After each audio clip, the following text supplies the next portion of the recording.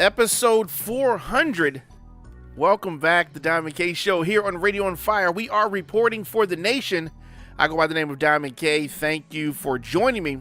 Radio on Fire provides the best in breaking news, entertainment, and political stories that matter to you from an independent point of view. And I am here weekdays giving you my thoughts and the news because I know that many people are tired of mainstream media spinning stories, lying about stories. I'm going to give you the facts, I'm going to give you the news, but I'm also going to give you my opinion on these same stories. So, as I said, it's episode 400 of the program. The Bernie Sanders campaign did something today that surprised me.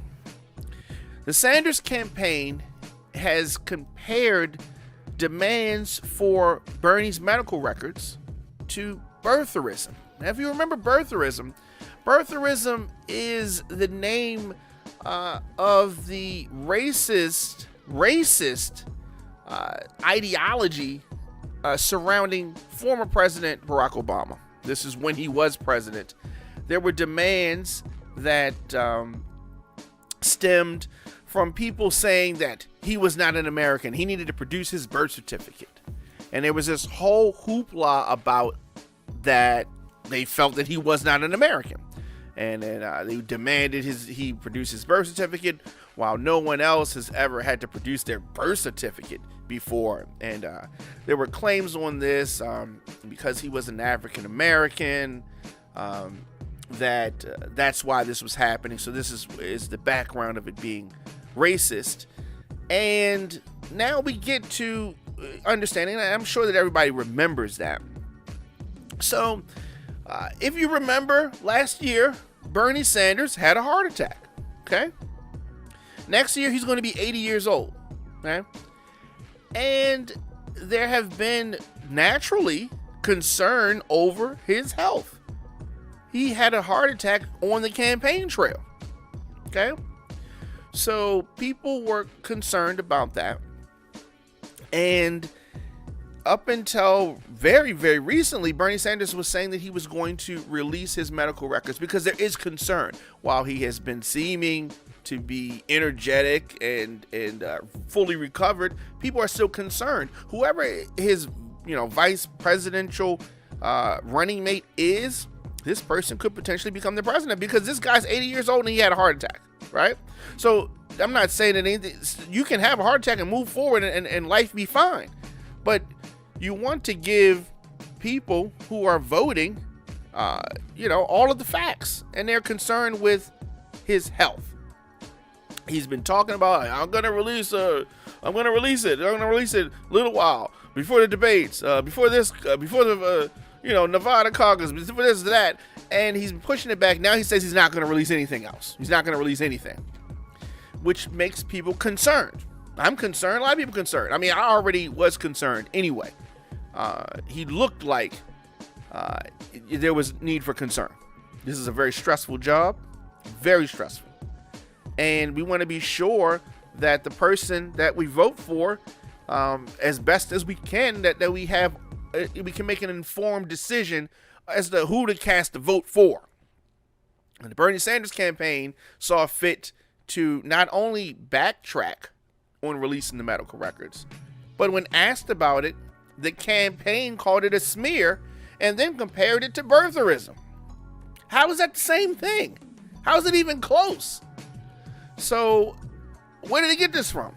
Now the Sanders campaign's press secretary, a black lady named Brianna Joy Gray, said on CNN, let's get this quote, "I think the American people deserve to know exactly as much as every other candidate has released in this race currently and historically, and what you're seeing right now is really reminiscent of some of the smear, some of the skepticism campaigns that have been run against a lot of different candidates in the past, questioning where they're from, a lot of their lineage, etc., etc."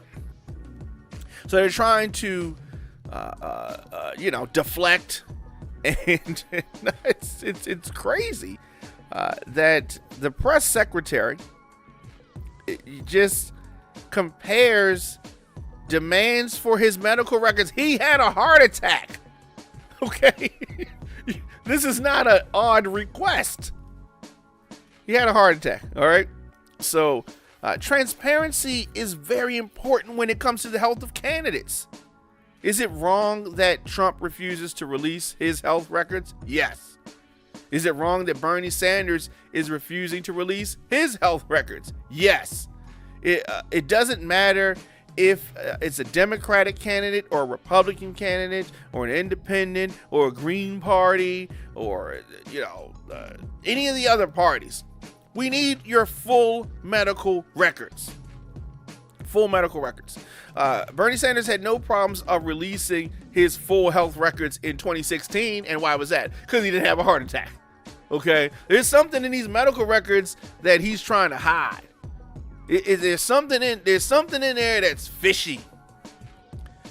So this abrupt change from this is the person that all he talks about is healthcare. We're gonna have a healthcare system, and what we can't. Okay, we're talking about healthcare.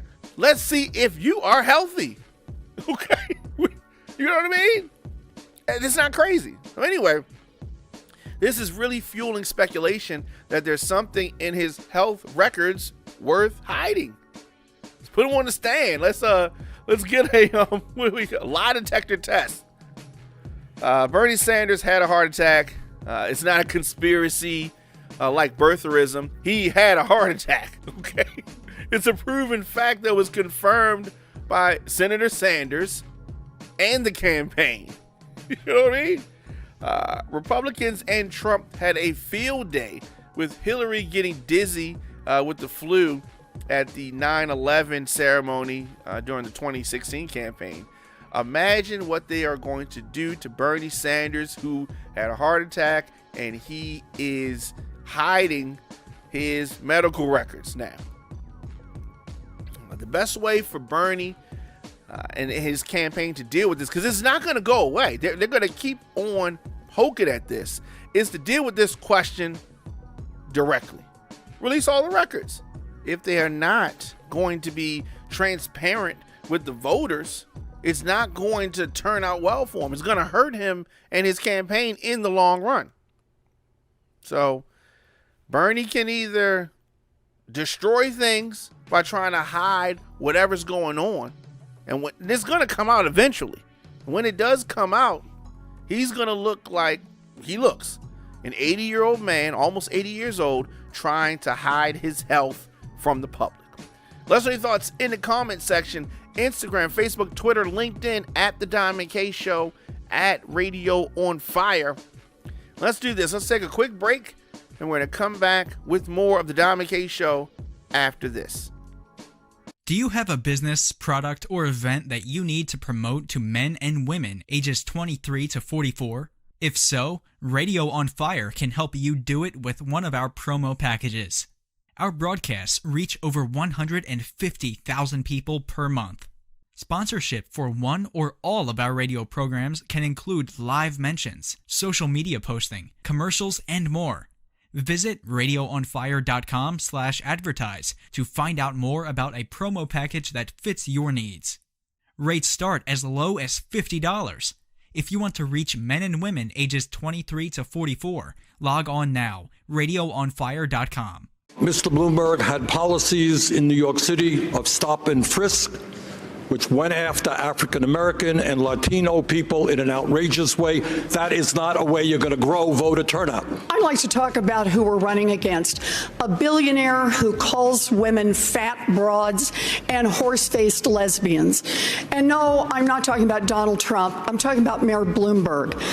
Democrats are not going to win if we have a nominee who has a history of hiding his tax returns, of harassing harassing women and of supporting racist policies like redlining and stop and frisk. Democrats take a huge risk if we just substitute one arrogant billionaire for another. I actually welcomed Mayor Bloomberg to the stage. I thought that he shouldn't be hiding behind his TV ads. The mayor says that he has a great record, that he's done these wonderful things. Well, the fact of the matter is he has not managed his city very, very well when he was there. He didn't get a whole lot done. He had stop and frisk, throwing close to 5 million young black men up against the wall. We could wake up 2 weeks from today, the day after Super Tuesday, and the only candidates left standing will be Bernie Sanders and Mike Bloomberg, the two most polarizing figures on this stage.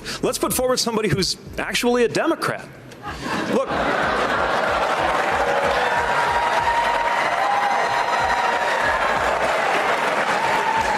We shouldn't have to choose between one candidate who wants to burn this party down and another candidate who wants to buy this party out. Radio on Fire. So the debate happened, and I think that this was probably the most telling debate the Democrats have put together. Debate number 9, where we saw Mike Bloomberg, on the stage. And you know how sometimes, when something's advertised, before you actually see it, when you still have the allure of the unknown, things can be better, right? This is one of those cases. Bloomberg, in my opinion, made a bad showing for himself. It was not favorable at all. The former mayor of New York was, and it's not a surprise. He knew it was coming. Everybody knew it was coming. My dog knew it was coming. They were going to attack him. They were going to attack him on his record. They were going to bring up stop and frisk, bring up the numerous non-disclosure agreements, bring up the environment, the workplace, the different women that have complained over the years about the way that they were treated while they worked for Bloomberg or at Bloomberg's, be it his foundation, be it his company. He didn't have any good answer at all. Actually, his answers made things worse, okay? He didn't own anything. Well, I'm not going to say that owning things was the theme of the evening because nobody owned nothing, okay? If this is all we have against or standing in between 4 more years of Donald Trump, we might as well get ready for 4 more years of Donald Trump. I mean, these Democrats, they were, what's the word? I mean, they were, fought against each other, squabbled like siblings. But Donald Trump would mop the floor with any one of them. And that's not good. It's not good. Mayor Pete faced off with Bernie Sanders about the Bernie bros and Bernie supporters attacking the union workers online. We've talked about that. Vice President Joe Biden spoke about that. We know. And of course, in true Bernie fashion, he takes responsibility for absolutely nothing. Then he tried to call out Bloomberg. We've heard the Senator Sanders talk about people online, Russian bots, just anything. Well, people on my campaign were attacked also.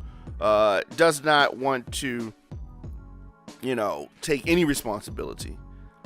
In one response, he disowns people from his campaign that speak negatively about others.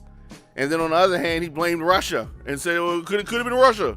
The bots, online's a very scary place, that kind of stuff. And it was very politician-like. Mayor Pete tried to get him to take responsibility, as others did, but responsibility is not something that he's going to take. And we talked about his refusal to address the obvious elephant in the room, which is his health. And what did he do? Typical Bernie. He says, well, I have 2 stents, and Bloomberg, he has 2 stents. You know what I mean? They call that snitching in the hood, right? But regardless of that, of course, healthcare was a big part of the conversation. Joe Biden claimed that he was the one that got the votes for Obamacare. Obama came, man, and he was like, go get the votes, and he got the votes. Of course, Obama probably would have a different view of that. Bloomberg claimed to be a fan of Obamacare. Joe Biden wanted to talk about how Bloomberg, who was a Republican at the time, or some kind of hybrid, said that it was a disgrace. And Bloomberg denies that.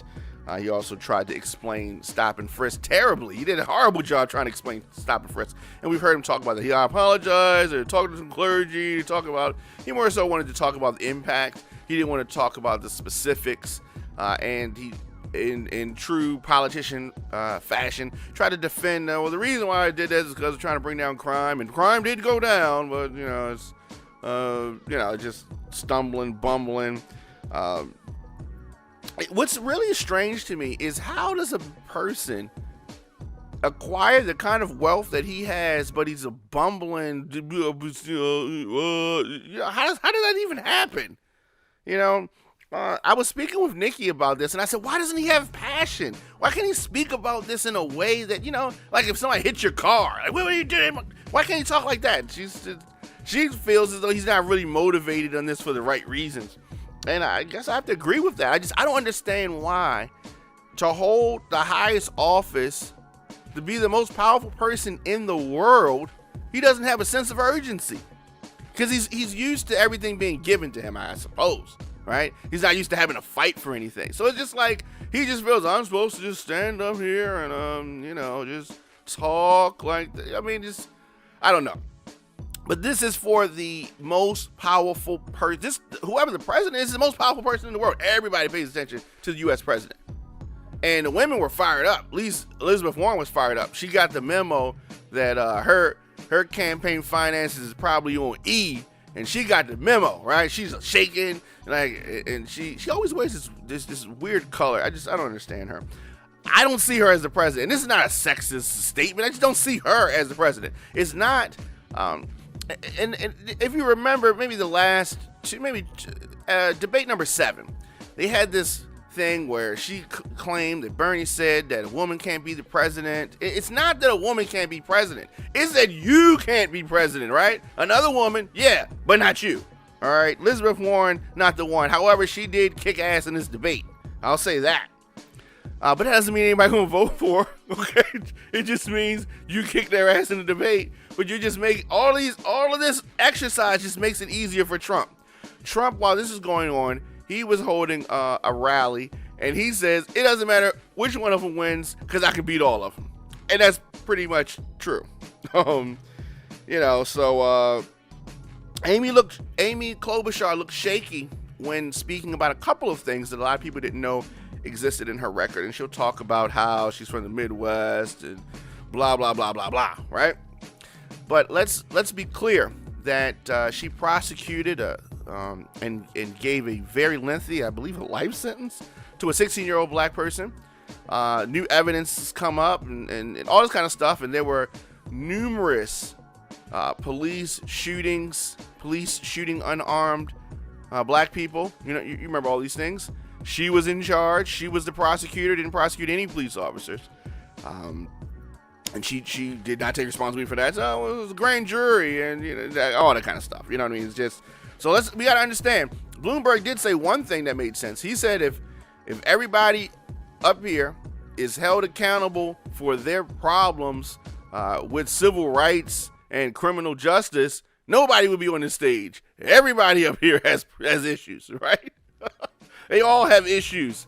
Trump has issues as well, and he can articulate things. And just, it's about the rebuttal.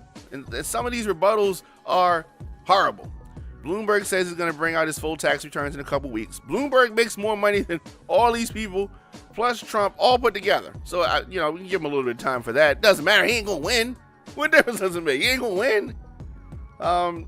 But here's a quote from Bloomberg. He said that if we took everyone who was wrong at some point in their career on criminal justice, there would be nobody up here. Okay. I thought that was a pretty accurate statement. But all in all, the debate goes down. We see it. Bloomberg's on the stage. The others attack him, and he does not look good. He's going to continue to run commercials and all of that. The caucus is going to happen in Nevada this weekend. Ironically, this is where Bernie Sanders had his heart attack. Ironically, and maybe if he doesn't win, I don't know, he might have some heart trouble if he doesn't win. He's probably going to win the caucus, which is caucus in itself is just ridiculous. But that's what it is. Here's where we are. I predict that we're going to see a couple of people drop out after this. Tom Steyer is probably going to be one of them. He was not on the stage. The only candidate, ironically, that speaks about reparations. But such is life.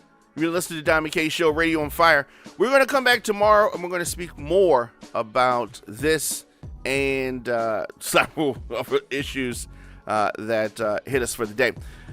Thanks for listening. Thanks for tuning in. I will see you guys tomorrow.